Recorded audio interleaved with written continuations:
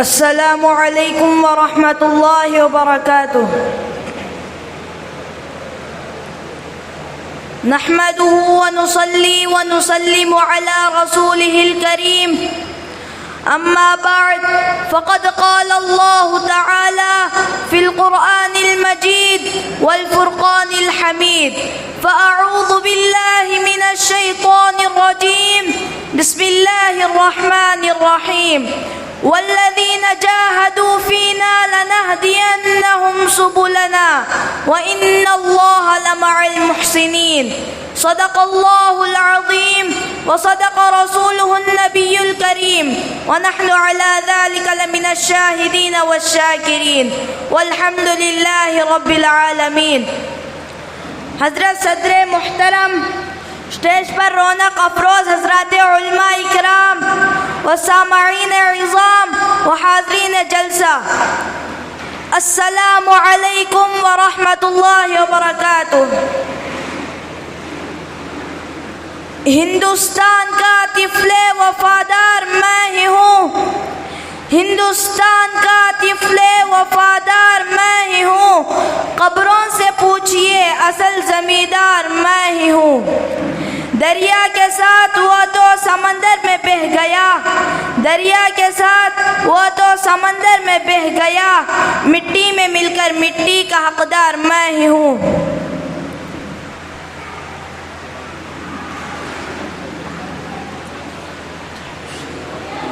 حضرت صدر محترم، اسٹیج پر رونق افروز حضرات علماء اکرام وحاضرین جلسہ، آج میں آپ جیسے ذی وقار شخصیات کے سامنے اس بات کو اجاگر کرنے کی سعادت حاصل کرنا چاہتا ہوں کہ وطن کی آزادی میں مسلم عوام اور علماء اکرام کا کیا مقام و مرتبہ رہا ہے، اور انہوں نے وطن کی آزادی میں کیا کردار ادا کیا ہے۔ تو تاریخ ہند کے اوراق ہم سے یہ کہتے ہیں کہ اگر جنگ آزادی کے اندر مسلم عوام اور علماء اکرام حصہ نہ لیتے تو یاد رکھیے آج ہم ہندوستانی غلام اور قیدی بن کر رہتے۔ چنانچہ تاریخ ہند کے اوراق بڑے لمبے ہیں، لیکن انہیں سمیٹا جا سکتا ہے تو وہ یہ ہے کہ سن 1601 عیسوی میں تب ہندوستان کی مقدس سرزمین پر انگریزوں کا ناپاک سایہ پڑا، اور وہ اپنی شاطرانہ و محیرانہ چالوں سے یہاں کے مالک بن بیٹھے، جس کا اعلان انہوں نے سن 1799 عیسوی میں اس وقت کیا جب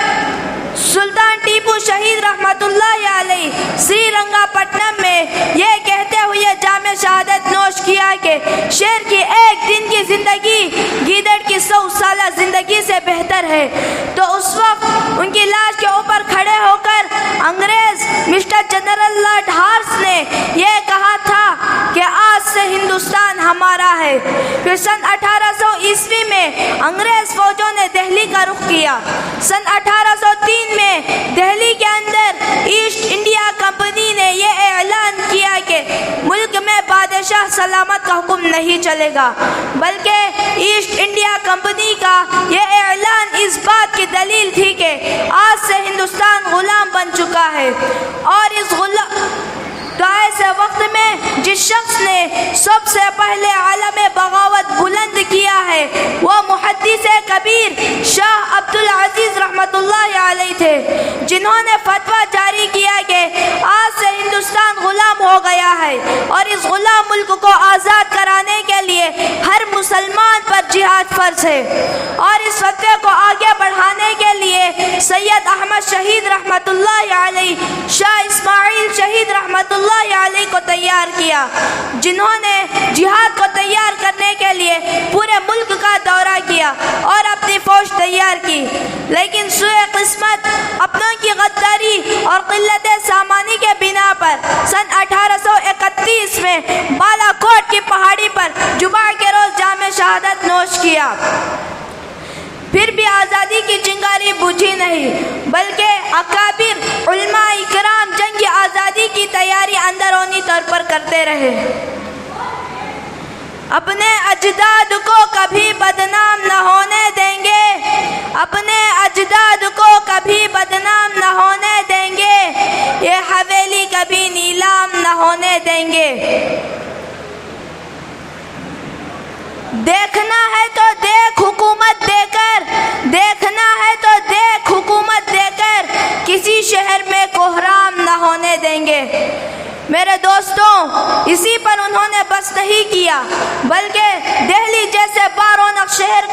انگریز نے بھیانک کھنڈرات میں تبدیل کر دیا، شہر کی تاریخی عمارتوں کو زمین بوس کر دیا۔ حد تو یہ تھی کہ دہلی شہر کی نصف آبادی مسلمانوں پر مشتمل تھی، لیکن ظالم انگریزوں کے بے تحاشا مظالم کے سبب شہر میں جا بجا کھنڈر مقامات، سڑی ہوئی لاشیں اور انسانی اعضاء کے علاوہ کچھ نظر نہیں آتا تھا،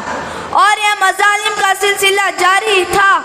کہ اچانک ہندوستان کی تاریخ اپنا رخ بدلتی ہے۔ حضرت مولانا قاسم نانوتوی رحمۃ اللہ علیہ خواب دیکھتے ہیں جس میں میرے اور آپ کے آقا حضرت محمد رسول اللہ صلی اللہ علیہ وسلم کی زیارت کرتے ہیں، اور اس خواب کے نتیجے میں سن 1867 میں دیوبند کی سرزمین پر ایک دینی مدرسے کی بنیاد رکھی گئی،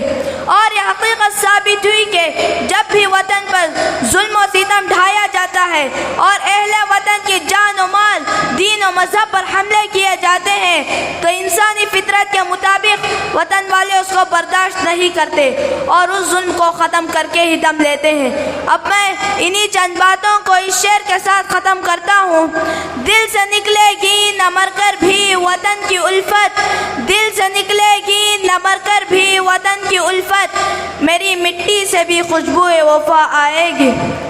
تجھ کو مبارک ہو حکمرانی، تجھ کو مبارک ہو حکمرانی، مخالفت بھی ہم نہ کریں گے۔ اگر شریعت پہ ہاتھ ڈالو گے تو نہ تم رہو گے نہ ہم رہیں گے۔ وما علینا الا البلاغ۔ السلام علیکم ورحمۃ اللہ وبرکاتہ۔